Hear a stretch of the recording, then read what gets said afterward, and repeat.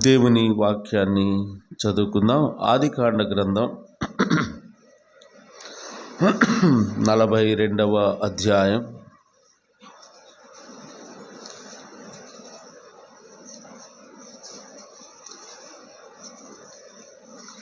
ఆదికాండం 42వ అధ్యాయం.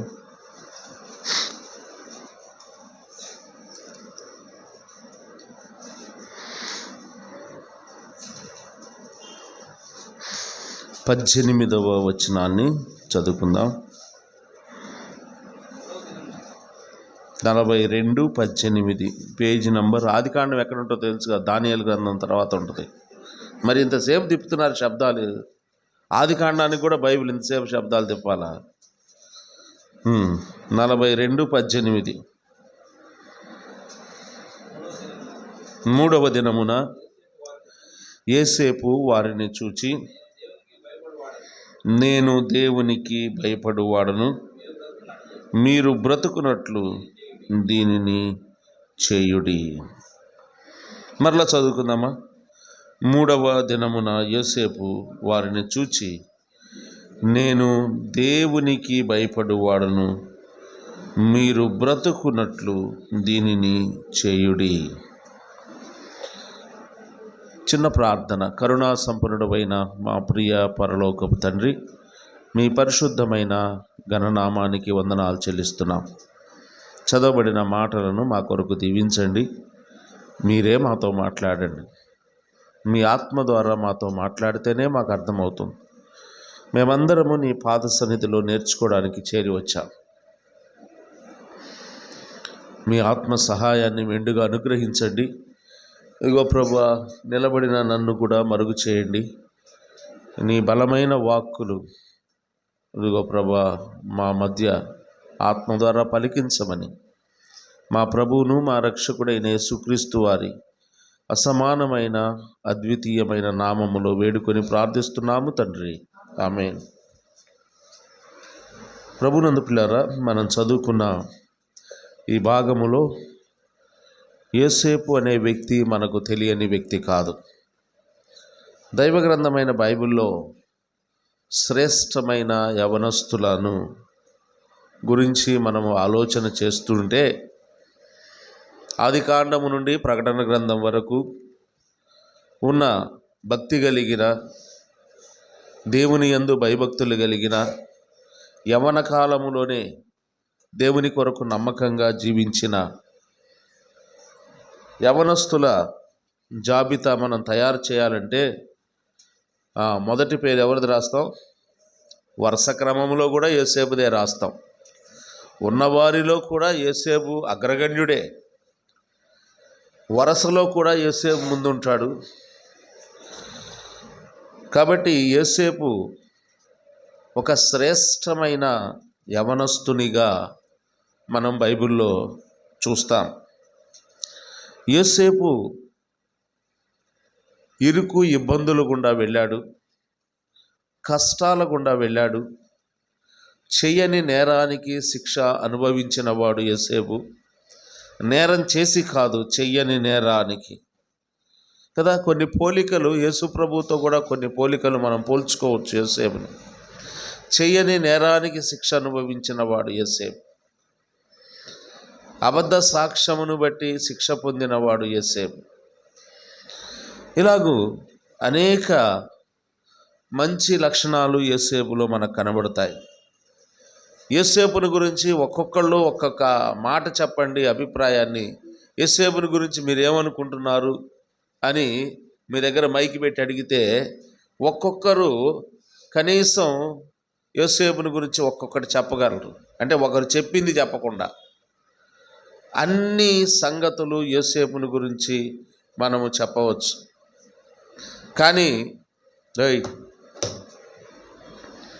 కానీ ఒకటి మాత్రం అది అందరూ చెప్పలేరు. ఏంటంటే అదే మనం చదువుకుంది కదండి. 18వ వచనాన్ని చూడండి. నేను దేవునికి భయపడువాడను, నేను దేవునికి భయపడువాడను. యోసేపు లో ఉన్న గుణలక్షణాలన్నీ ఎన్నో ఉన్నాయి, ఎన్నో చెప్పగలం. ఈ గుణలక్షణాలన్నీ యోసేపులో ఉండడానికి గల కారణం ఏంటి అంటే, ఇప్పుడు ఒక్క ఒక్క మార్క్ బిట్లో చెప్పాలి సమాధానం. యోసేపు దేవునికి భయపడ్డవాడు. మూలం అది, విశ్వాసి మూలం. రక్షించబడిన విశ్వాసి యొక్క మూల పదార్థం ఏంటి అంటే ఎక్కడ? భయం. పాపానికి మూలం కూడా భయమే కదండి. పాపానికి మూలం కూడా భయమే. మొట్టమొదట పాపం చేసినప్పుడు ఏమొచ్చింది? ఆదాములోకి భయం వచ్చింది. అంతకుముందు భయం లేదు. కాబట్టి ఈ భయం అనేది పాపములో నుండి వచ్చిన ఒక ప్రోడక్ట్. ఇది మన జీవితములోకి భయం, మానవ జీవితములోకి భయం ప్రవేశించడానికి పాపమే కారణమైంది. ఆ పాపం పరిహారం కావాలి అంటే ఆ భయమే దేవుని యందు ఉండాలి. ఒకప్పుడు దేవుణ్ణి చూస్తే భయపడ్డాడు ఆదాము. సాయంకాలమున చల్లపూట ఆ ఏదేను తోటలోకి యథావిధిగా వచ్చాడు. ఆ దినమున ఆదాము ఎదురుపడలేదు దేవునికి. ఏమన్నాడు? అయ్యా, నీ స్వరము విన్నప్పుడు నేను దిగంబరిగా ఉండి భయపడి చెట్టు చాటున. ఆదామును సృష్టించినప్పుడు భయము లేదు ఆదాములో.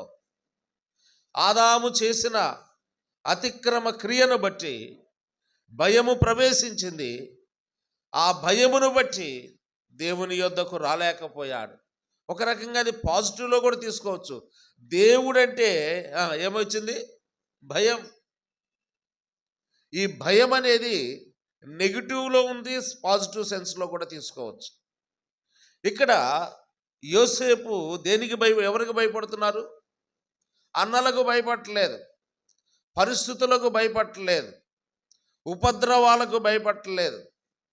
తన చుట్టూ ఎన్నో రకాల పరిస్థితులు ఉన్నాయి, కానీ అన్ని వ్యతిరేకమైన పరిస్థితులు ఉన్నాయి, కానీ వాటికి భయపడట్లేదు. వాటికి భయపడితే భయం నెగిటివ్ సెన్స్లోకి వెళ్ళొద్దు. అప్పుడు దేవునికి భయపడితే మాత్రమే భయం పాజిటివ్ సెన్స్. భయపడే పరిస్థితులు యోసేపు చుట్టూ ఉన్నాయి. సొంత తోబుట్టువులే, సొంత తోడబుట్టిన వారే చంపడానికి ప్రయత్నం చేస్తుంటే భయపడుతూ జీవించిన వాడు ఇంట్లోనే సఖ్యత లేదు, వ్యతిరేకత. ఎంత క్రోధాన్ని నింపుకొని ఉన్నారంటే సోదరులు చంపివేయడానికి కూడా వెనుకాడని నైజం కలిగిన వాళ్ళన్న సంగతి యోసేపుకు తెలియకపోలేదు. కాబట్టి అన్ని రకాల పరిస్థితులు ఉన్నా కూడా నేను వీటన్నిటికీ భయపడే కంటే దేవునికి భయపడితే చాలు, వీటన్నిటి నుండి నన్ను విడిపిస్తాడు, ఆ భయముల నుండి నన్ను విడిపిస్తాడు అనే ఒక నమ్మకాన్ని, విశ్వాసాన్ని కలిగిన వాడుగా యోసేపు దేవునికి భయపడ్డాడు. కీర్తనల గ్రంథం 34వ అధ్యాయం చూడండి. అక్కడ దావీదు అనుభవంలో మనం చూస్తాం. ఉన్నది భయపడుతున్న పరిస్థితుల్లోనే ఉన్నాడు. వెర్రివాని వలె ప్రవర్తించి అబీమెలెకు ఎదుటి పారిపోయిన సందర్భంలో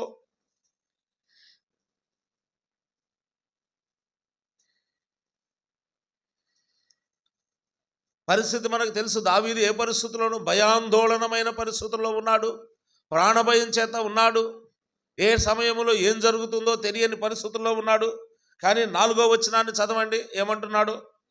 నేను యెహోవా యొద్ద విచారణ చేయగా ఆయన నాకు ఉత్తరం ఇచ్చెను, నాకు కలిగిన భయములన్నిటిలో నుండి ఆయన నన్ను తప్పించెను. భయములో నుండి తప్పించగలిగిన వానికి భయపడితే ప్రయోజనం, కానీ భయము నుండి తప్పించలేని వారికి భయపడుతున్నాం మనం. సమాజానికి భయపడతాం, పరిస్థితులకు భయపడతాం, ఆర్థిక ఇబ్బందులకు భయపడతాం, అనారోగ్యానికి భయపడతాం, కానీ భయములన్నిటి నుండి విడిపించగలిగిన వానికి భయపడుతున్న యోసేపు. యోసేపు ఎవరికి భయపడుతున్నాడు?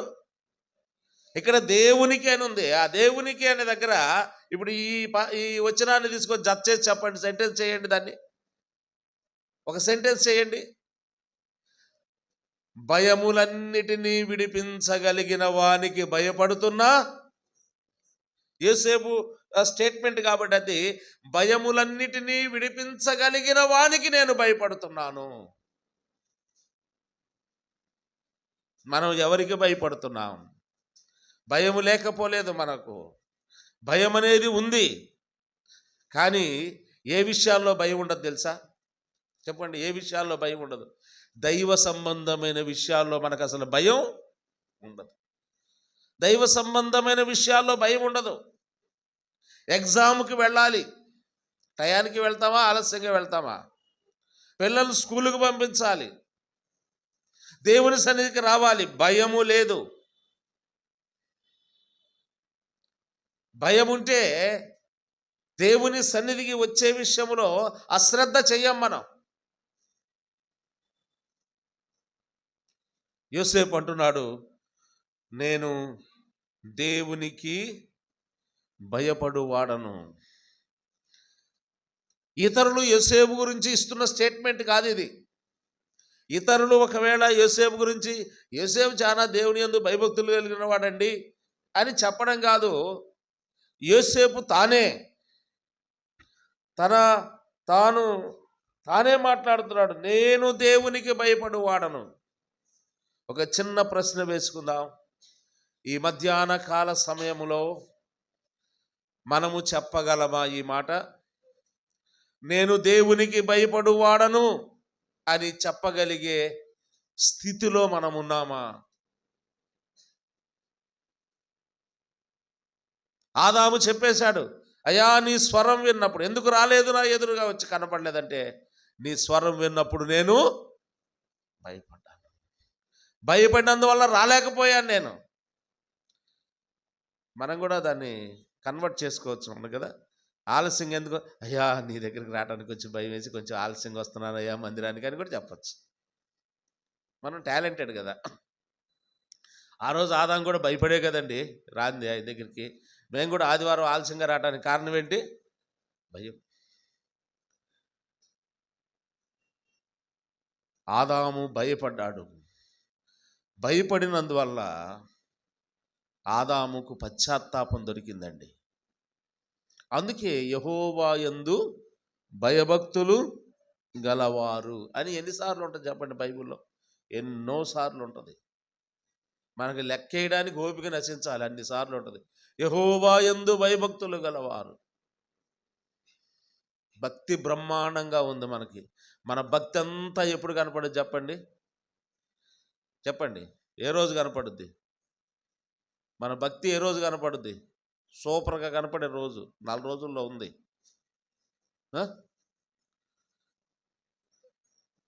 క్రిస్మస్ రోజు భక్తి కనపడుద్ది. రెండోది మన ఇంట్లో ప్రార్థన పెట్టుకున్నప్పుడు ఇంకా భక్తి కనపడుద్ది కదా. ఇంకొకళ్ళ ఇంటికాడ ప్రార్థన పెట్టుకున్నప్పుడు అంత భక్తి ఉండదు కదా. ఉన్నాడా కిషోర్? ఉన్నాడు. వాళ్ళ ఇంటికాడ ప్రార్థన పెట్టినప్పుడు సాయంత్రం 4 గంటల నుంచి ఫోన్ చేస్తుంటాడు నాకు. ఇంకెక్కడ కుటుంబ ప్రార్థనప్పుడు నేను ఫోన్ చేస్తే స్విచ్ ఆఫ్. వాళ్ళ ఇంటికాడ ప్రార్థన ఉన్న రోజు భయము అన్ని విషయాల్లో ఒకే రకంగా ఉండాలి. దైవ సంబంధమైన ప్రతి విషయములో భయం ఉండాలి. దేవుడంటే భయం ఉండాలి. నీ ఇంటికాడ ప్రార్థన పెట్టినా, ఇంకొకళ్ళ ఇంటికాడ ప్రార్థన పెట్టినా కదండి. మేము ఇంకొకళ్ళ ఇంటికి రాం బ్రదర్ ప్రార్థనకి కదా. రాకపోతే రాకపోయారు, ఇబ్బంది ఏమీ లేదు. బ్రదర్ మన ఇంటికాడ ప్రార్థనకి అందరిని చెప్పి తీసుకొని రా, అదే సిస్టరే చెప్పు దా నోటితోనే. బా ఎంత చక్కగా 2 నాలుకలు ఉన్నాయనిపిస్తుంది నాకు కదండి. నేను ఒకసారి అడిగానమ్మా, ఎందుకు ఎవరింటికాడ కుటుంబ ప్రార్థనకు రావంటే, ఎవరింటికి మా ఆయన వెళ్ళొద్దన్నాడు, ఎవరింటికి నేను వెళ్ళమ్మట రాను బ్రదర్. అబ్బా మేము వెళ్ళమ్మట తిరిగేవాళ్ళం. వాళ్ళ ఇంటికి ఆడు కుటుంబ ప్రార్థన పట్టినప్పుడు నేను ఆ సంఘం అంతటిని చెప్పి ఎంట పెట్టుకొని రావాలంట. భయము లేని విధానాలు కొనసాగుతున్నందువలన మనం కుటుంబాల్లో దీవెనలు పోగొట్టుకుంటున్నాం. దేవునికి భయపడు వాడను నేను. యేసేపు అంటున్నాడు, హిజ్ ఓన్ స్టేట్మెంట్, తన వ్యక్తిగతమైన అభిప్రాయాన్ని చెప్తున్నాడు. నేను దేవునికి భయపడు వాడను, నేను దేవునికి భయపడు వాడను. ఇంకొక మాట చూద్దామా? భయములు విడిపించగలిగిన వానికి భయపడతాం. భయములు నుండి విడిపించగలిగిన వాడు. ఇదే ఆదికాండములో ఈ దేవునికి భయపడటం ఈ యోసేపులో ఎక్కడి నుండి వచ్చింది చెప్పండి? యోసేపు తండ్రి ఎవరు? రివర్స్లో అడిగితే మనకు కష్టం కదా, వెనక నుంచి. రెండో ఎక్కం వెనక నుంచి చెప్పండి అంటే చాలా కష్టం. ముందు నుంచి అంటే గబగబ చెబుతాం కళ్ళు మూసుకొని. యోసేపు తండ్రి ఎవరు? యాకోబు. ఆలోచించుతా కానీ స్వరం బయటికి రాల. ఫస్ట్లో ఒకళ్ళో ఇద్దరు చెప్పారు. యాకోబు తండ్రి ఎవరు? కాదు, ఇస్సాకు. అనబాకండి, ఇస్సాకు. ఇస్సాకు తండ్రి ఎవరు? అబ్రహాము. ఈ దేవునికి భయపడటం ఎక్కడ ప్రారంభమైంది? అబ్రహాములో ప్రారంభమైంది. చూద్దాం, చూడండి. 42 కదా, మీకు అర్థం కాదు. 22 గుర్తుపెట్టుకోండి. 42లోంచి 20 తీసేయండి. భయం తీసేయబాకండి, 20 తీసేయండి. 22వ అధ్యాయానికి రండి.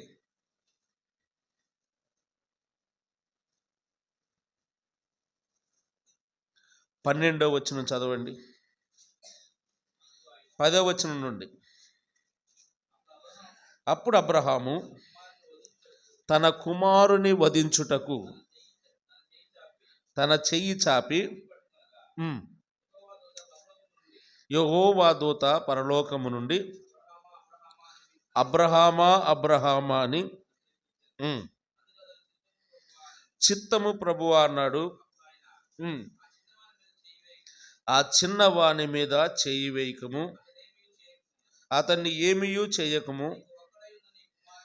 నీకు ఒక్కడయ్యున్న నీ కుమారుని నాకియ్య వెనుదీయలేదు గనుక నీవు దేవునికి భయపడువాడని ఇందువలన నాకు కనబడుచున్నది. భయము చెప్పేది కాదు, ప్రదర్శించేది కాదు. గుర్తుపెట్టుకోండి కదండి. చెప్పేది ప్రదర్శించేది అసలు కానే కాదు. ఇప్పుడు మందిరంలో పిల్లలు ఉన్నారు, వీళ్ళు ఇంత భయభక్తులుగా కుదురుగా కూర్చున్నారంటే నిజమా యాక్షనా చెప్పండి మీరు? నేను లేని ఆదివారం ఎట్టుంటారో నాకు తెలియదు అనుకుంటున్నారు పిల్లలు. కొంతమంది వీడియోలు తీసి పెడుతున్నారు నాకు. నేను ఎప్పుడన్నా ఆదివారం లేకుండా వెళ్తే సంఘంలో ఆ రోజు వీడియోలన్నీ నా దగ్గర ఉన్నాయి. ఏదో ఒక రోజు నేను ఇక్కడ ప్లే చేస్తాయి. నేను లేని రోజు పిల్లలు ఎలా ప్రవర్తిస్తున్నారు అంటే దాని అర్థం ఏంటి? భయపడ్డట్టు నటిస్తున్నారు కదండి. భయపడ్డట్టు నటిస్తున్నారు. నాకు ఒక బ్రదర్ ఫోన్ చేసి, అన్నా ఈరోజు నువ్వు లేవన్న ఆదివారం పిల్లలు కట్టలు దించుకున్నారు, వాళ్ళు అటు పరిగెత్తటం ఇటు ఒకటే గోల. భయము ఎవరికి కనబడాలి? దేవునికి కనబడాలి. భయము కనబడాలి, ఎవరికి కనబడదండి. భయం కనబడుద్దా? మనలో ఉన్న భయం కదండి, ఎవరికైనా కనబడుద్ది? అది అసలు భయం అనేది కనబడే పదార్థమే కాదు. అది భయం కంటికి కనబడే పదార్థం కాదు. కానీ మనలో ఉన్న భయాన్ని చూడగలిగిన వాడు ఒక్కడే ఉన్నాడు, ఆయనే దేవుడు. ఆయనే దేవుడు అంటున్నాడు. చూడండి, ఇందువలన నాకు కనబడుచున్నదనేను. నాకు కనబడుతుంది నీ భయం. నువ్వు ఏమాత్రం భయపడుతున్నావో, భయపడ్డట్టుగా నటిస్తున్నావో నాకు కనబడుతుంది. ఇది దేవుని మాట. అబ్రహాము, నీవు భయపడుతున్నావా, భయపడుతున్నట్టుగా నటిస్తున్నావా? నేను కనిపెట్టలేను అనుకుంటున్నావా? సేవకుడికి కనపడకపోవచ్చు, సేవకుడి ముందు భయపడుతున్నట్టు నటించవచ్చు, సంఘ పెద్దలకి భయపడుతున్నట్టు నటించవచ్చు. కానీ నీవు దేవునికి భయపడుతున్నావో లేదో నాకు కనబడుచున్నది అన్నాడు. ఎలా కనబడుతుందయ్యా నీకు? నేను దేవునికి భయపడలేదని నువ్వు ఏ రకంగా చెప్పగలవు? ఏ బేస్తో చెప్పగలవు? ఏ ఆధారముతో చెప్పగలవు అంటే నాకు ఆ మాట చెప్పండి, మీరు చదవండి. ఏది ఇద్దరేనా ఉంది మందిరంలో? చదవండి అందరు ఆ మాట. ఆగండి. దేవునికి ఇచ్చే విషయములో వెనక్కు తీసేవారందరూ, మీరు చెప్పండి, దేవునికి భయపడేవాళ్ళ భయపడినోళ్ళ? దేవునికి కనబడుతుందా కనబడట్లేదా? ఏమి ఇయటానికి ఎనదీయలేదంట? దశంభాగం ఇచ్చే దాంట్లో వెనదీల అబ్రహాము. మనం చూస్తాం కదా, దశమ భాగములు అర్పించాడు అబ్రహాం అని ఉంటుంది. అన్నిట్లో అర్పించాడు. ఆఖరికి ఎక్కడి దాకా తీసుకెళ్ళాడంటే దేవుడు ఒక్కొక్క పరీక్ష చేసుకుంటూ ఎక్కడి దాకా వచ్చాడు? ఒక్కడయ్యున్న కుమారుని అడిగాడు. ఒక్కరయ్యున్న కుమారుని అడిగినా కూడా అబ్రహాము కంగారు పడ్డా? కంగారు పడలా. అబ్రహాము, ఒక్కడయ్యున్న నీ కుమారుని తీసుకొని రా అన్నాడు. తీసుకొని వచ్చి వాడిని నాకు బలి అర్పించు అన్నాడు. బలి అర్పించడం అంటే బలిపీఠం కట్టి కట్టెల మీద ఆ కుమారుణ్ణి బంధించి అక్కడ పెట్టి తండ్రి తన చేత్తోనే ఏం చేయాలి? ఆ కుమారుణ్ణి చంపాలి. చంపి ఆ బలిపీఠం మీద ఆ కుమారుని రక్తం చిందించబడాలి. ఇది అబ్రహామే చేయాలి. ఎంత గుండె కావాలండి ఈ పని చేయటానికి? ఎంత గుండె కావాలి? చేయడానికి సిద్ధపడ్డాడు. దేన్ని బట్టి? దేవునికి భయపడువాడు కాబట్టి. దేవునికి భయపడువాడు కాబట్టి ఈ పని చేయడానికి సిద్ధపడ్డాడు. మనం దేవునికి ఇవ్వలేకపోవడానికి ఎవరికి భయపడతాం? పరిస్థితులకు భయపడతాం, సిచ్యుయేషన్స్కి భయపడతాం. అమ్మో, ఈ మన చేతిలో నుంచి వేస్తే దేవుడికి ఇస్తే మన గతి ఏంటి? అలాగైతే అబ్రహాం ఏమనుకోవాలి? అబ్రహాముకున్న 2 కుమారులు ఒక కుమారునియటంగా దేవుడు అడిగింది. 10, ఒక రకంగా చెప్పాలంటే అబ్రహాం 10 మంది కుమారులు అనుకోండి.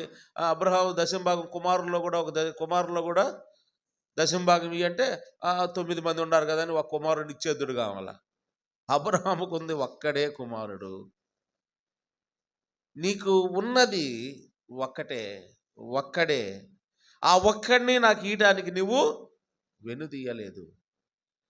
ఇదండి దేవునికి భయపడే విధానం.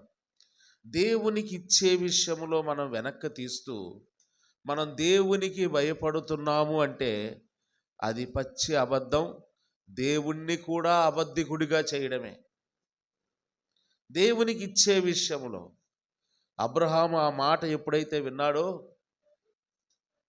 ఒకవేళ ఇలా అనుకుందాం, రాత్రి చెప్పాడు కదా, పొద్దున్నే ఏకుంజామున పెద్దలకడ లేచి శారమ్మతో చెప్పుంటాడా? చెప్పుండడా? అమ్మా, మన పిల్లోడిని దేవుడు బలీమని అడిగాడు అంటే చెప్పి తీసుకొచ్చాడా? చెప్పకుండా తెచ్చాడా? చెప్పండి. ఉందా రాసి? సహోదరులు అంత బలంగా చెప్పారు, చెప్పకుండా తెచ్చాడని రాసి ఉందా బైబిల్లో? మరి ఎట్ట చెబుతున్నారు మీరు? చెప్పండి. చెప్పితే వదిలిపెట్టుద్ది అసలు సారా?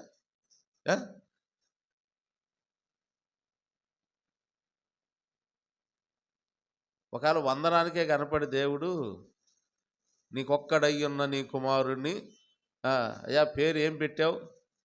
షాలోమ్ గాస్పుల్ అని పెట్టావు కదా. షాలోమ్ అంటే సమాధానము. అంతేనా? గాస్పల్ అంటే ప్రకటించాలి, సమాధాన స్వార్థ ప్రకటించాలి. ఆ ఒక్కడై ఉన్న కుమారుణ్ణి నాకు బలి ఇవ్వమంటే వీళ్ళిద్దరు ఎవరు అడ్డం తిరుగుతారు చెప్పు? నాకు నమ్మకం ఏంటంటే పెర్సిస్ దానికి రెడీ అవుద్ది, కానీ అందరిని అడ్డం తిరుగుతాడు. ఎందుకంటే వందనే వాడికి బలం. సహజంగా సహోదరుల మెంటాలిటీ ఎలాగుంటుందంటే, ఇస్తారా చెప్పండి? నువ్వు పోతే పో, నువ్వు చావు, ఏడైనా చావు, పిల్లోడిని తాకేవంటే మాత్రం ఒప్పుకో. నువ్వు రాకపోయినా పర్లా ఇంటికి, కదండి? పిల్లోడిని వదిలిపెడతారా? నువ్వు ఇంటికి రాకపోయినా పర్లే, ఏడైనా పడిచావు, నిన్ను నీవే అర్పించుకో దేవునికి బలికి. పిల్లోడిని ముట్టుకుంటే మాత్రం మర్యాదగా ఉండదు. వెనక్కి లాగే స్వభావం ఎవరిలో ఉంటుంది ఎక్కువ చెప్పండి? సహోదరులు గట్టిగా చెప్పాలి. వెనక్కి లాగే స్వభావం ఎవరిలో ఉంటుంది చెప్పండి? ఒకళ్ళ ఇంటి దగ్గర ఒక సీన్ జరిగింది. బర్త్డే కేక్ కటింగ్కి నన్ను పిలిచారు. వాళ్ళ పిల్లలది ఎవరితో బాబుదో కేక్ కటింగ్కి నన్ను పిలిచారు. ఆ కేక్ ఏర్పాటు చేశారు, రాంగల్నే వందనాలు చెప్పారు, టీ ఇచ్చారు. కేక్ కటింగ్ ప్రార్థన చేయండి. ఎన్ని సంవత్సరాలు నిండి? ఇన్ని సంవత్సరాలు. నేను ప్రార్థన చేస్తూ ఉన్నప్పుడు జరిగిన సీన్ ఏంటంటే, అంటే నేను కళ్ళు మూసుకొనే ప్రార్థన చేస్తున్నా. దేవుడు కళ్ళు తెరిచి ఉంటుంటాడు కదా, ఆయన కళ్ళు మూసుకోండి ఎండు. నేను ప్రార్థన చేస్తూ ఉండగా, అంటే కళ్ళ కట్టినట్టు చెబుతున్నాను నేను, సీన్ గుర్తుపెట్టుకోండి. ఆ పిల్లవాడి నాన్న, ఆ అబ్బాయి వాళ్ళ నాన్న జేబులోంచి పర్సు తీసి దాంట్లో 2 500 కాగితాలు 2 తీసి ఇటు పట్టుకున్నాడు. ఈ లోపల ఆయన భార్య, మన సంఘంలో కుటుంబమే, ఈ లోపల ఆయన భార్య ఏం చేసిందంటే టక్కన లాక్కుంది ఆయన చేతిలోంచి అని లాగేసి ఒక కాగితం తీసి ఒక కాగితం ఇచ్చింది ఆయన చేతికి. ఒక కాగితం నొక్కేసింది. పాప ఆయన ఏం చేస్తాడు? ఆ ఒక్క కాగితమే నా చేతిలో. ఇది నాకెట్ట తెలిసినాడు? ఇప్పుడు కేక్ కట్ చేసాడు, ప్రార్థన చేసాడు, ఏం చేస్తుంటారు పిల్లలు? దాంట్లో బుక్ అయ్యింది ఆ సహోదరి. తీస్తుంటారు కదా, ఇప్పుడు కేక్ తీసిన కాడ నుంచి పిల్లలు సెల్ తీసుకున్నట్టు తిప్పి వీడియో తీశారు. ఇది గమనించుకోవాలి ఆ సహోదరి. పాపం ఆ చేతిలో నుంచి లాక్కొని సగం నొక్కేసి, కదండి, సప్పేరా పనులు. ఈ బుద్ధి రాదు మనకి. అననీయ సప్పేరాలు మనలో ఉన్నారు,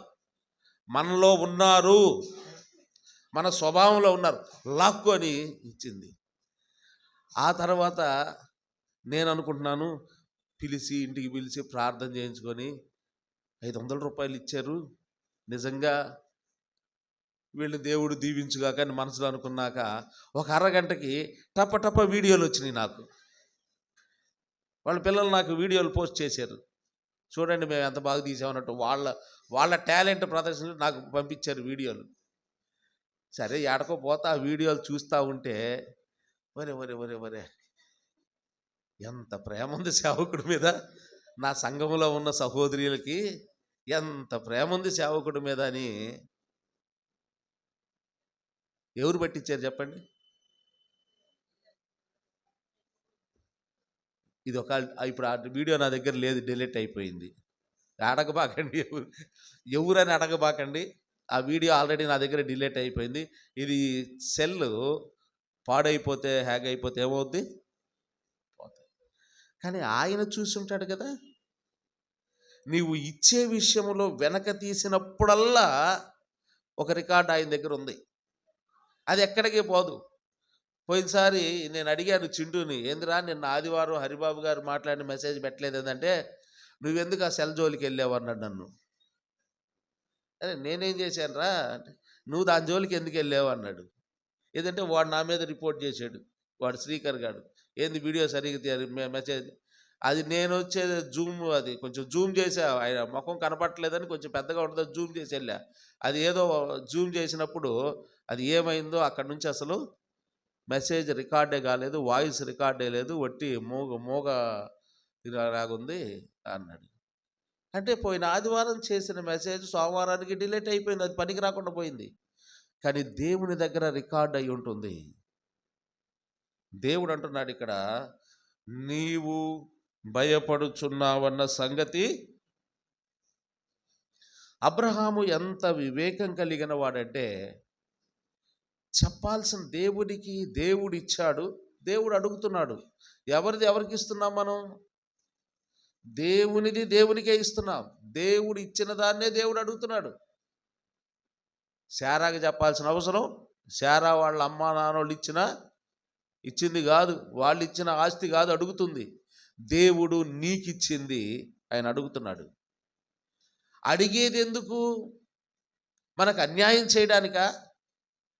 మీరు గమనించండి, ఆదికాండము నుండి ఎక్కడ కూడా దేవుడు నరబలి అనేది ఎక్కడన్నా జరిగిందా? జరిగింది. ఒకటే ఒకటి, ఆయనే మన ప్రభు అయిన యేసుక్రీస్తు. ఆయన నరబలిని కోరేవాడు కాదు. నరుడు మరణించాల్సి వస్తే ఆ మరణాన్ని తన మీద వేసుకోవడానికి సిద్ధపడ్డవాడు ఆయన. మానవుణ్ణి మరణము నుండి తప్పించాలని ఆయన ఈ లోకానికి వచ్చింది. మానవుణ్ణి మరణములో నుండి జీవములోనికి దాటించడానికి ఆయన మరణాన్ని అనుభవించాడు. ఆయన నరబలి ఎలా కోరతాడు? ఖచ్చితంగా దేవుడు నాకు న్యాయమే చేస్తాడు అనే విశ్వాసము, నమ్మకము కలిగిన వాడుగా అబ్రహాము ఉన్నాడు. అందుకే చెప్పలేదు. చెప్పకుండా బయలుదేరాడు తీసుకొని. చెబితే అది అయ్యేది కాదు. స్త్రీ బలహీనమైన ఘటన. అందుకే కానీ ఒక మాట అంటాడు చూడండి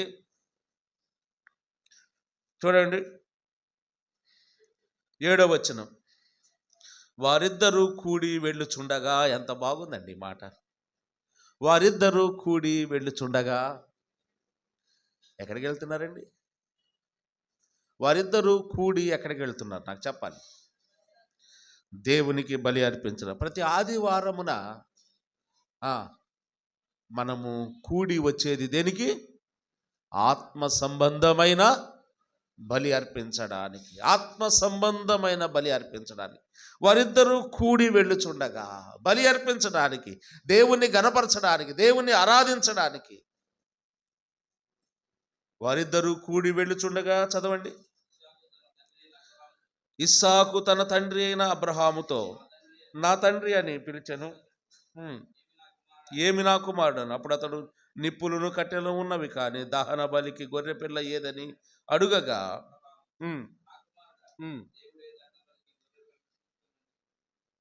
వీళ్ళిద్దరి సంభాషణలో ఒక సత్యం కనపడుతుంది. దేవుడు నరబలిని కోరేవాడు కాడు అని ఇస్సాకు కూడా తెలుసు. ఇస్సాకు ఏమంటున్నాడు? కట్టెలు ఉన్నాయి, నిప్పు ఉంది, బలి అర్పించడానికి జంతువేదన్నాడా? చెప్పండి, ఏమన్నాడు? గొర్రెపిల్ల. బలి అర్పించడానికి గొర్రెపిల్ల ఏది అంటున్నాడు?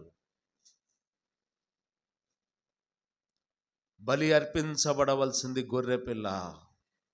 అప్పటికి వారు గొర్రెపిల్ల రక్తము ద్వారా విమోచించబడిన అనుభవం లేదు. వాళ్ళకి ఉందా? చెప్పండి, లేదు. కానీ గొర్రెపిల్ల బలి అవుట ద్వారా విమోచన ఉంది అని ఇస్సాకు గ్రహించాడు. జవాబిస్తూ అబ్రహాం కూడా, నాయనా ఇస్సాకు, మరి గొర్రె పిల్లనిస్తాడో, మేక పిల్లనిస్తాడో, పక్షిని బలిచ్చమంటాడో, లేదా పావురాన్ని బలి ఇవ్వమన్నాడో మనకు తెలియదు, అదేదో ఆయనే చూసుకుంటాడన్న జవాబులో కూడా ఏం చెప్తున్నాడు అబ్రహాము? చూడండి, చదవండి అన్నమాట.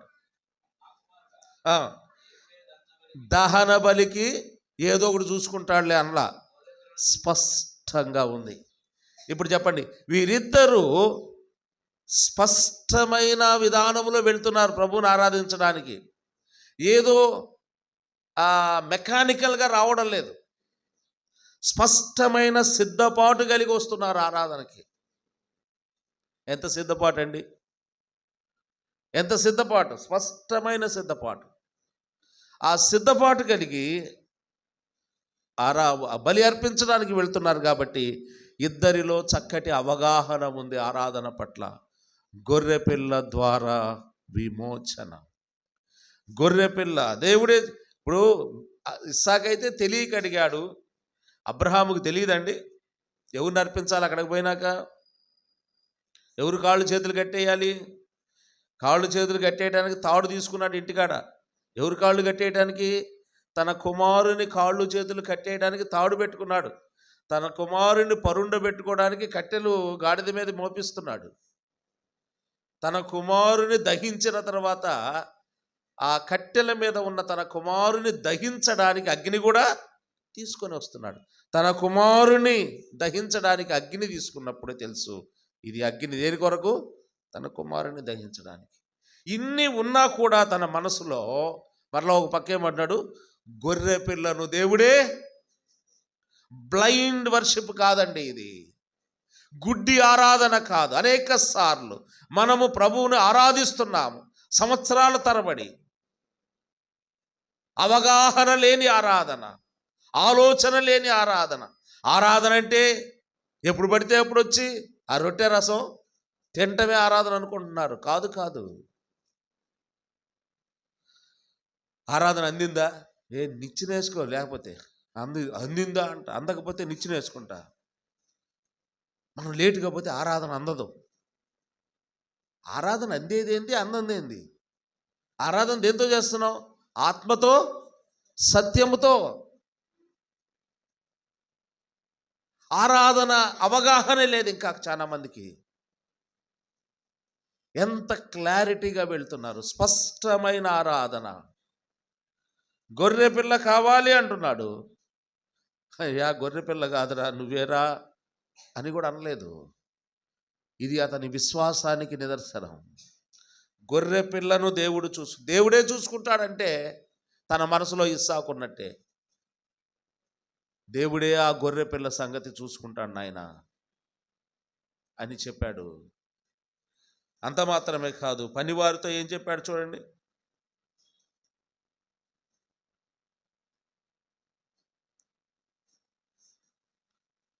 తొమ్మిదవ వచనం, అలాగూ వారిద్దరూ కూడి వెళ్ళి. అలాగూ కూడి వెళ్ళారంటే ఎలాగూ? స్పష్టమైన అవగాహనతో వెళ్తున్నారు ప్రభువుని ఆరాధించడానికి. కూడి వెళ్ళి దేవుడు తనతో చెప్పిన చోటికి వచ్చినప్పుడు అబ్రహాము అక్కడ బలిపీఠమును కట్టి, దానికంటే ముందుగా 5వ వచనం, 5వ వచనం క్షమించండి. తన పని వారితో, మీరు గాడితో ఇక్కడే ఉండుడి, నేనును ఈ చిన్నవాడును అక్కడికి వెళ్ళి దేవునికి మ్రొక్కి మరలా మీ యొద్దకు వచ్చేదమని చెప్పి. పని వాళ్ళు ఉన్నారు కదా, వాళ్ళ చేత మోపించవచ్చు కదా కట్లు అని అడిగారు ఒకసారి నన్ను వెస్ట్ గోదావరిలో ఒక ఆయన. పని వాళ్ళు ఉన్నారు కదా, పిల్లోడి చేత పాపం పైదా కట్లు అని పనివాడు ఉన్నారు కదా, మోపించచ్చు కదా. నేను చెప్పానప్పుడు అది మన ప్రభు అయిన యేసు క్రీస్తు సిలువ మ్రానును మోస్తూ వెళ్ళిన సాదృశ్యం అండి. అది మోస్తూ వెళుతున్న సాదృశ్యం. అది ఏ వ్యక్తి అయితే లేదా ఏ పశువు అయితే వధించబడాలో ఆ బలిపీఠం మీద ఆ పశువే, ఆ ప్రాణి అందాం ఇలాగ, ఆ ప్రాణే ఆ కట్టెలను మొయ్యాలి. అదే మన ప్రభు అయిన యేసుక్రీస్తు. ఇదిగో లోక పాపమును మోసుకొని పోతున్న దేవుని గొర్రె పిల్లగా సిలువ మ్రానును మోసుకుంటూ వెళ్ళాడు. అదే క్రమంలో ఇస్సాకు మీద కట్టెలు పెట్టబడ్డాయి. ఇస్సాకు మోసుకుంటూ వెళ్ళేటప్పుడు పనివారితో అబ్రహాం అన్న మాట ఏంటంటే, దేవునికి మ్రొక్కి అక్కడకు వెళ్ళి ఈ చిన్నవాడును నేనును ఈ చిన్నవాడును వెళ్ళి దేవునికి మ్రొక్కి మరలా వచ్చేదను అనలేదు, వచ్చేదము. అందుకే అబ్రహాము విశ్వాసులకు తండ్రి అయ్యాడు. మరలా వస్తాము దేన్ని బట్టి చెప్తున్నాడు? ఒక వాగ్దానం ఇచ్చాడు దేవుడు అబ్రహాముకి. ఏమన్నాడు? నీ సంతానాన్ని దీవిస్తాను, ఆశీర్వదిస్తాను, ఇసుక రేణువుల్లాగా ఆకాశ నక్షత్రాలను చూడు. పైకి చూడు ఒకసారి అబ్రహాం అన్నాడు. పైకి చూసి ఏం కనపడదు? నక్షత్రాలు లెక్క పెట్టగలవా? లెక్క పెట్టలేనయ్యా. అలా చేస్తాను నీ సంతానం. కింద చూడు, ఎడారిలో ఉన్నాడు అబ్రహాం. కింద చూడు, ఎడారిలో ఏముంటుంది? ఇసుక. ఎన్నున్నాయో ఇసుక రేణువులు లెక్క పెట్టన్నాడు. నా వల్ల కాదయ్యా అన్నాడు. అలా చేస్తాను నీ సంతానాన్ని నేను దీవిస్తాను. ఆ వాగ్దానం అబ్రహాం మనసులో ఉంది. ఆ వాగ్దానం మనసులో ఉంది కాబట్టి ఒకవేళ ఇస్సాకు చనిపోయినా కూడా, నేను బలిచ్చి చనిపోయినా కూడా ఇస్సాకును మరలా బ్రతికించగలడనే విశ్వాసం అబ్రహాములో ఉంది. అందుకే మేము తిరిగి వస్తాము, ఇద్దరం బలి అర్పించి దేవునికి మొక్కి తిరిగి వస్తాము. దేవునికి ఇచ్చే విషయములో మనం ఎంతవరకు భయపడుతున్నాం? సంవత్సరం ఆఖరిలోకి వచ్చాం కదండి. హౌస్ లోన్ పెట్టుకున్నాం, లేదా ఇంకా రకరకాల లోన్లు తీసుకున్నప్పుడు మార్చి 31 రాగానే వడ్డీ ఎంత కట్టాం, అసలు ఎంత కట్టాం, ఇంకా ఎంత కట్టాలి, ఇంకా వడ్డీ కట్టాలి, లెక్కలు చూసుకుంటాం లేదా? మార్చి 31 వచ్చేళ్ళకి మనం ఎప్పుడు చూసుకోవాలి లెక్కలు? డిసెంబర్ 31 మన లెక్క ఆయన ఎప్పుడు చూస్తాడు? మన లెక్క ఆయన ఎప్పుడు చూస్తాడు? మన లెక్క ఎప్పుడు క్లోజ్ చేస్తాడు? ఏ రోజు చేస్తాడు? డేట్ ఏమన్నా? జనవరి 1వ తారీఖు నుంచి డిసెంబర్ 31వ తారీఖు లోపల ఏ డేట్లో అయినా మన లెక్క అయినా క్లోజ్ చేయగలడు. మరి బాకీ పడి వెళ్దామా అక్కడికి? ఆయనకు బాకీ పడి అక్కడికి వెళ్దామా? ఆ రుణాన్ని తీర్చేసుకుందామా? దేవునికి మనము ఎంతైనా రుణస్థులమేనండి. ఆయన రక్షణ కార్యానికి మనం వెలకట్టలేము. ఆ రుణము తీరక అట్లుండవలసిందే అన్నాడు, అంతే. మరి దేవుని పని విషయంలో, దేవునికి ఇచ్చే విషయంలో ఎన్నిసార్లు వెనక్కు తీసుంటాం? ఒకవేళ భర్త ఇద్దామంటే భార్యగా నీ వెనక్కి తీసావేమో, భార్య ఇద్దామనుకుంటే భర్తగా నీ వెనక్కి తీసావేమో. దేవునికి వెనుదీయలేదనుక అబ్రహాము నాకు భయపడుచున్నాడని కనబడుచున్నది. దేవుని దృష్టిలో మనము ఎలా కనబడుతున్నాం ఈ మధ్యాహ్నం వేళ? దేవునికి భయపడే వారిలా కనబడుతున్నామా? దేవుడంటే భయము లేని వారిలా కనబడుతున్నామా? ఒక మాట చదువుదాం. 7వ అధ్యాయం 38వ అధ్యాయం అనుకుంటాను, చూడండి.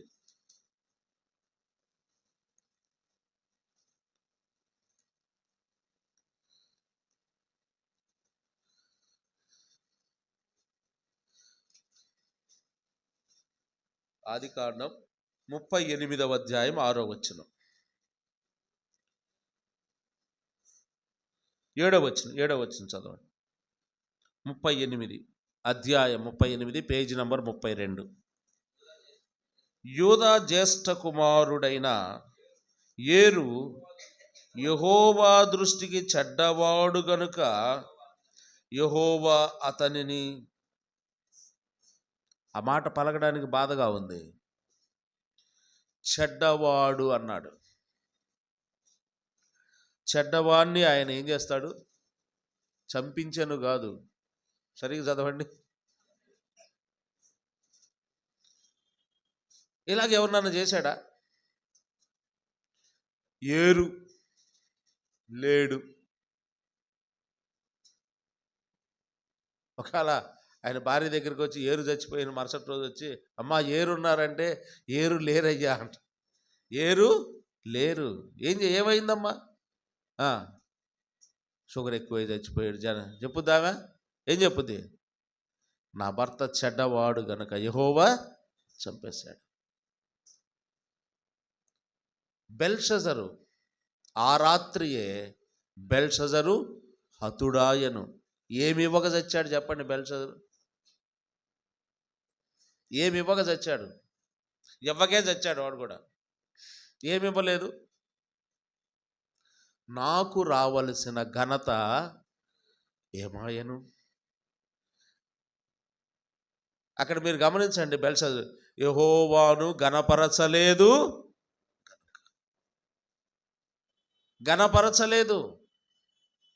ఘనత గౌరవములు ఆయనకి ఇవ్వాలి మనం. అవన్నీ ఆయన మన దగ్గర నుంచి కోరుకుంటున్నాడు. నాకు వెనుదీయలేదు గనకంటే ఏంటి అంటే దేవుణ్ణి గణపరచాలి. నన్ను మీరు ప్రేమించలేదంటాడు మలాకీ గ్రంథంలో. నన్ను మీరు గణపరచలేదు అంటాడు. దేవుణ్ణి గణపరచలేదు, తన జీవితంలో తొలగించి వేశాడు. ఆ రాత్రే ఎన్ని విషయాల్లో మనం దేవుణ్ణి గణపరచకుండా, భయం ఉంటే గణపరుస్తాం, ప్రేమిస్తాం, గౌరవిస్తాం, అభిమానిస్తాం. ఇవన్నీ ఎప్పుడు? భయం ఉంటే. మన ఇంటి మీద స్టార్ పెట్టినంత మాత్రాన మనం దేవునికి భయపడ్డట్టు కాదు సుమా. క్రిస్మస్కి బట్టలు గుట్టించుకొని పిండి వంటలు చేసుకున్నంత మాత్రాన మనం దేవునికి భయపడ్డట్టు కాదు. వారు స్పష్టంగా దేవునికి భయపడుతున్నారు కాబట్టి దేవుణ్ణి ఆరాధించే విషయంలో వెనుక తీయలేదు. దేవునికి భయపడుచున్నాడు. అందువలన ఇప్పుడు యోసేపు దేవునికి భయపడుచున్నాను అని అన్నాడు కాబట్టి ఏమొచ్చింది యోసేపుకి? 45:9 చదవండి.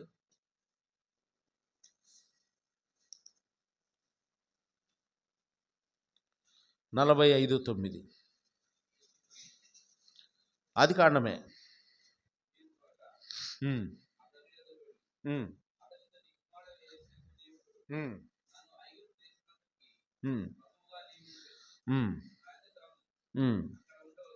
చాలు. దేవునికి భయపడినందువల్ల యోసేపు కలిగిన మేలేంటి? దేవుడు యోసేపును ప్రభువుగా, బానిసగా ఉన్నాడండి యోసేపు, ఖైదీగా ఉన్నాడు. చూడండి అనుభవాలు. డైరెక్ట్ మనకేం కావాలి కదండి? ఏం కావాలి మనకి? మనకేం కావాలి డైరెక్ట్గా చెప్పండి? గ్రీన్ ఇంక్తో సంతకం పెట్టే ఉద్యోగం అయితే చెప్పం, నోటితో చెప్పం గెజిటెడ్ అని. ఏం చెప్తాం? ఏదో ఆ గ్రీన్ ఇంక్తో సంతకం పెట్టే ఉద్యోగం అయితే. చాలామంది యవనస్తులు ఈ నాటి గర్వంతో పాడైపోతున్నారు. దేవుడు ఏది ఇస్తే అది. హరిబాబు గారు ఒకసారి తన సాక్ష్యం చెప్తా వచ్చిన కొత్తల్లో ఆ మాట జ్ఞాపకం చేశాడు. నా కొరకు ఏది సిద్ధపరిచి ఉన్నావో అది ఈ ప్రభు అని ప్రార్థన చేశాడంట.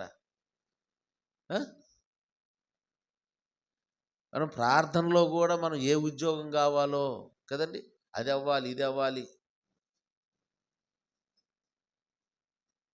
ఏమి అడగలేదు యోసేపు. ఏది అడగలేదు, బానిసగా ఉన్నాడు కదండి. పోతీఫర్ ఇంట్లో ఎవరు యోసేపు? బానిసే కదా, పనివాడే కదా. అక్కడి నుంచి ప్రమోషన్ వచ్చింది. ఎక్కడికి వచ్చాడు? శ్రమల్లోకి వచ్చాడు కదా. శ్రమల్లోకి వచ్చాడు. అక్కడి నుంచి పాపములో నుండి ప్రత్యేకించబడిన వాడుగా, అక్కడ రక్షణ గుర్తుగా చెప్పుకుందాం, పాపము నుండి దూరం అయ్యాడు. వెంటనే ఏం ప్రారంభమయ్యాయి? శ్రమలు ప్రారంభమయ్యాయి. రక్షించబడి బాప్తిస్మం ప్రభువు సన్నిధిలో సంఘములో చేరిన తర్వాత ఏం ప్రారంభమవుతాయి? శ్రమలు వస్తాయి విశ్వాస జీవితంలో. వాటిల్లో నిలబడ్డాడు యోసేపు, నిరుత్సాహపడలేదు, నిలబడ్డాడు. ఈ దినాన యోసేపు ఏమయ్యాడు? ప్రభు నన్ను అధిపతిగా ఉన్నతమైన స్థితి దేవుడు ఇవ్వాలండి, మనం కోరుకోకూడదు. మీకు ఒక ఉదాహరణ చెప్పి నేను ముగిస్తాను. సమయం రేపు ప్రభు చిత్తమైతే వచ్చే ఆదివారం కొన్ని సంగతులు చూద్దాం. ఇంకా దావీదు మొదట ఏం పని చేసేవాడు? గొర్రెలు కాసుకుని. మీకు తెలిసిన కథే చెప్తాడు, మీరే చెప్తారు మొత్తం. దావీదు మొదట గొర్రెలు కాసుకునేవాడు. గొర్రెలు కాసుకునేవాడికి ఒక ఆలోచన ఉంది. ఏముంది? ఆ లోయలో గొర్రెలు కాసుకుంటూ ఒక 25 గొర్రెలో 30 గొర్రెలో ఉన్న చిన్న మంద, ఆ లోయల్లో ఆ యెరూషలేము చుట్టూ 7 కొండలు ఉన్నాయి కదా. 7 కొండలు అక్కడే ఉన్నాయి, ఇంకేడా లేవు. 7 కొండలు ఉన్నాయి కదా.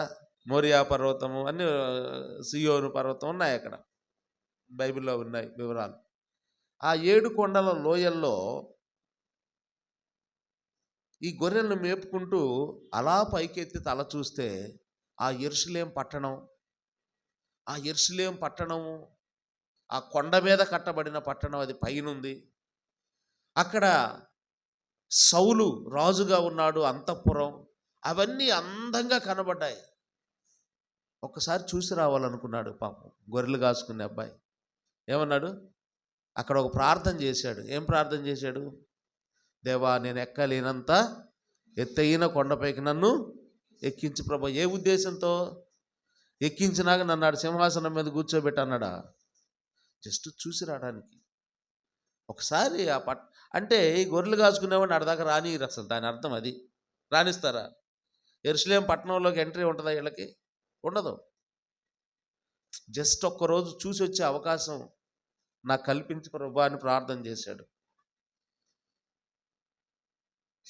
ఒకరోజు అదే పట్టణం మీద ఉన్న అంతఃపురంలో సింహాసనం మీద దేవుడు కూర్చోబెట్టాడు.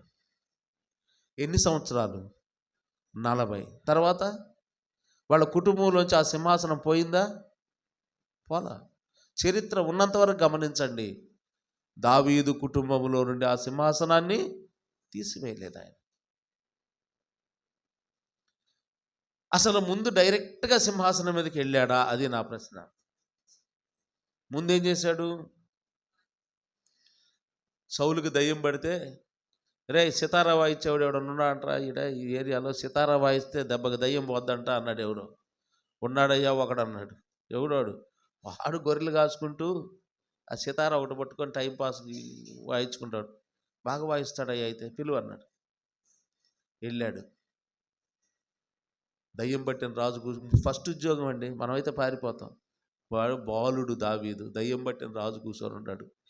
రాజుకు దయ్యం పడితే మామూలు వాళ్ళు అనొచ్చు, కానీ రాజుకు దయ్యం పడితే ఏమనలేం. గడగడ వణుకుతా, చిన్నవాడు కదా దావీదు, పాపం బాలుడు, గడగడ వణుకుతా అక్కడ వాయించాడా? వాయించలేదా? వాయించాడు.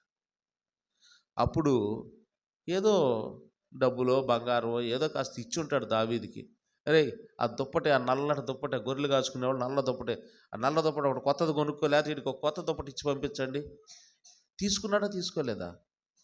తీసుకున్నాడు. వెళ్ళాడు. ఆ తర్వాత కొంతకాలం అయిన తర్వాత చిన్న ఒక అటెండర్ పోస్ట్ లాంటిది ఒకటి ఖాళీ అయ్యింది సెక్రటేరియట్లో, రాజభవనంలో. అప్పుడు ఎవరో అన్నాడు, అయ్యా మొన్న వచ్చి దావీదు వచ్చాడు కదా, ఆడాడో గొర్రెలు కాసుకుంటే ఆడాడో తిరుగుతుంటాడు, నీకేమో అప్పుడప్పుడు దయ్యం పడుతుంటుంది. దయ్యం పట్టినప్పుడల్లా నువ్వేమో, అది వాడి స్వార్థం, దయ్యం పట్టినప్పుడల్లా ఒరే వాడు ఆడున్నాడు ఎత్తుకురాని అంటావు. మేము ఆ లోయల్లో కొండల్లో తిరగలేము, అందువల్ల ఈ పోస్ట్లో వాడిని పెడితే కదండి, ఈ చిన్న పోస్ట్ ఉంది కదా, ఈ పోస్ట్లో దావీదుని తీసుకొని చేరిస్తే మనకి ఎప్పుడు అవసరమైనప్పుడు అప్పుడు ఉపయోగపడతాడు కదా అని అంటే, సౌలు కూడా మంచి ఆలోచన పిలిపించారు దావీదుని. అయ్యా చిన్న ఉద్యోగం ఒకటి ఉంది, చేస్తావా? టెంపరవరీ పోస్టే. ఏం ఉద్యోగం అని ఉంటాడు దావీదు. ఏమి లేదు, ఎవడు రాకపోతే వాడి పని నువ్వు చేయాలి, అంతే కదా. తను పంపిన చోట నెల అని ఉంటుంది, మీరు గమనించండి. That is temporary post, not permanent post. ఎవడు రాకపోతే, ఊడిసేవాడు రాకపోతే నువ్వు చీపురు తీసుకొని ఓడవాలా. టాయిలెట్లు గడిగేవాడు రాకపోతే నువ్వు ఆ పని చేయాలా. సైనికుడు ఒకటి తగ్గితే నువ్వు సైనికుడిలాగా ఉండాలి. అన్నీ చేస్తావా అంట. చేస్తాను.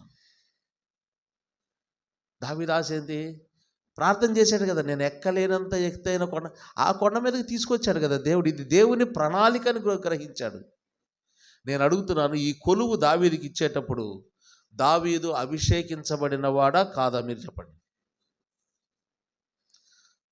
సమూయేలు ప్రవక్త చేత దేని కొరకు అభిషేకించబడ్డాడు? రాజుగా అభిషేకించబడ్డాడు. ఎదురుగా ఉద్యోగం ఇస్తున్న రాజు ఉంటే దావీదు ఎదురుగా ఉండి మనసులో ఏం ఆలోచన ఉంది? ఆ సింహాసనం మీద నీ తర్వాత కూర్చోబోయేది ఎవరు? నేనే అన్న సంగతి దావీదుకి తెలుసండి. తెలిసి ఆ పోస్టులు ఇవ్వడం చేరతాడా? మీరు చెప్పండి. మనమైతే చేరతామా? మనకు ఒక నెల రోజుల తర్వాత కలెక్టర్ పోస్ట్ వచ్చుద్ది, ఈ లోపల వాచ్మెన్ పోస్ట్ వచ్చింది, చేరతాం మనం. నెల ఆగినాక దాంట్లోనే చేరతాం అనుకుంటున్నాం. ఈ నెలలోనే అది ఆగిపోద్ది. ఏమవుద్ది? నెల ఆగినాక అనుకుంటావు, నిజంగా ఆగిపోద్ది అది. తను రాజుగా అభిషేకించబడిన సంగతి దావీదుకి తెలుసు. సౌలు తర్వాత తానే రాజు అవబోతున్న సంగతి సమూయేలు ద్వారా స్పష్టమైన అవగాహన ఉంది దావీదుకి. బట్ చేరాడండి. ఒక మాట ఉంటుంది, చేరి ఎలా పనిచేశాడు? సుబుద్ధి కలిగి పనిచేశాడు. అంచెలంచెలుగా దావీదు, ఒక రకంగా చెప్పాలంటే ఆ చిన్న ఉద్యోగం నుంచి కొన్ని ప్రమోషన్స్ కూడా వచ్చాయి. మీరు తర్వాత చదువుకోండి అక్కడ. ఆ తర్వాత దావీదు వారి మీద సౌలు దావీదును వారి మీద అధిపతిగా నియమించెను. అంటే తీసుకున్నాడు, చేశాడు. ఒకరోజు రానే వచ్చింది. ఆ దినాన దేవుడు పైకెత్తి ఆ సింహాసనం మీద కూర్చుండబెట్టాడు. మధ్యలో శ్రమలు, ఇరుకులు, ఇబ్బందులు వచ్చాయి. వాటన్నిటినీ ఫేస్ చేసుకుంటూ వెళ్ళాడు. కాబట్టి దేవుడు ఉన్నతమైన స్థితి ఇవ్వాలి అంటే కొంతకాలం వేచి ఉండాలి. అది శ్రమ కావచ్చు, కష్టం కావచ్చు, కన్నీరు కావచ్చు, నిరుద్యోగం కావచ్చు, ఆర్థిక ఇబ్బందులు కావచ్చు. We have to wait some time. దేవుని సన్నిధిలో కనిపెట్టాలి కొంతకాలం. ఆ తర్వాత ఏం చేస్తాడు? ఏం చేస్తాడు? దేవుడు నన్ను ప్రభువుగా నియమించాను. 2 మాటలు అంటున్నాడు ఇక్కడ.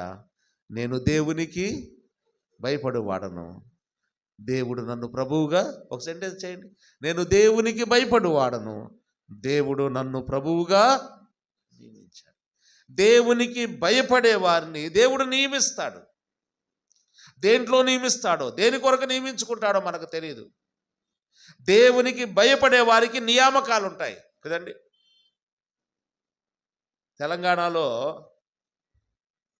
రాష్ట్రం విడిపోయినప్పుడు ఒక ఒక స్లోగన్ ఉండేది, ఎవరికైనా తెలుసా?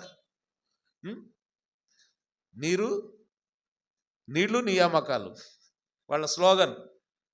నీళ్ళన్నీ ఆంధ్ర వాళ్ళే తీసుకెళ్తున్నారు, నియామకాలంటే ఉద్యోగాలు, పోస్టులన్నీ వాళ్ళే వచ్చి కొట్టుకుపోతున్నారు, నీళ్లు వాళ్ళే పట్టకపోతున్నారు. ఇదే వాళ్ళ బాధ. నీళ్లు నియామకాలు.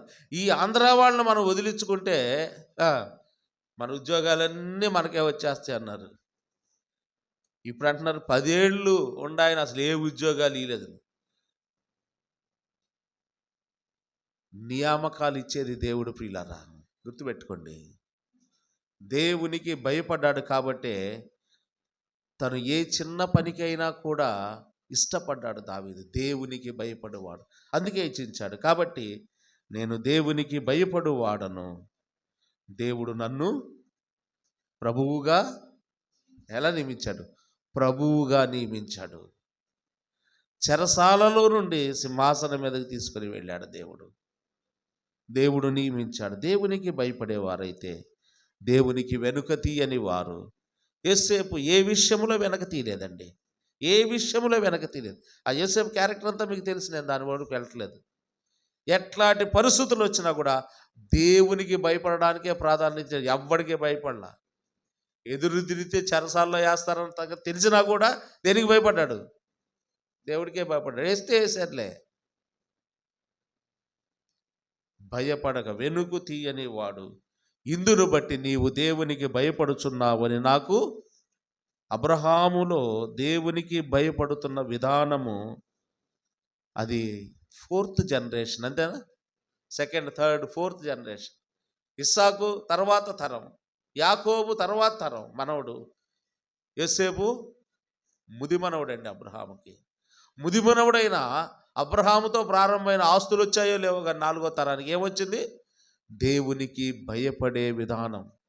మనం మన పిల్లలకు నేర్పించాల్సింది అదే. మనం దేవునికి భయపడే వారమైతే మనం 11 గంటలకు వచ్చామనుకోండి, ఆరాధన 9:30కి అయితే మన పిల్లలు ఎన్ని గంటలకు వస్తారు భవిష్యత్తులో? అది కూడా చెప్పండి. మనం చచ్చిపోయినాక మన పిల్లలు ప్రార్థనకి ఎన్ని గంటలకు వస్తారు చెప్పండి. మనం 10 గంటలకు వచ్చాం, 9:30కి అనుకో, మనం 11 గంటలకు వచ్చాం. మన పిల్లలు ముగింపు ప్రార్థనకు వస్తారు, ఆఖరిలో వస్తారు. ఎందుకు? మనం వాళ్ళకి చదువు నేర్పిస్తున్నాం, ఇంకా సంస్కారం నేర్పిస్తున్నాం కదండి, అన్ని స్టైల్స్ నేర్పిస్తున్నాం, అన్నీ నేర్పిస్తున్నాం. ఏ నేర్పించలేదు? దేవునికి భయపడడం నేర్పించలేదు. మనం దేవునికి ఇచ్చేవారం కానప్పుడు వెనక తీసేవారం అయితే మన పిల్లలకు మనం ఏం నేర్పించి వెళ్తాం? వెనక తీయడమే నేర్పిస్తాం. కదండి, వెనక్కు తీయడమే నేర్పిస్తాం. కాబట్టి దేవునికి భయపడుచున్నావు అని నాకు కనబడుచున్నది. మన భయము దేవుడు చూసేవాడు, దేవునికి కనబడుతుంది. కాబట్టి భయపడుతున్నట్టుగా నటించినంత మాత్రాన దేవుడు అంగీకరించడు. ఇంకా కొన్ని సంగతులు ప్రభు చిత్తమైతే మరొకసారి మనం ధ్యానం చేద్దాం. ప్రార్థన.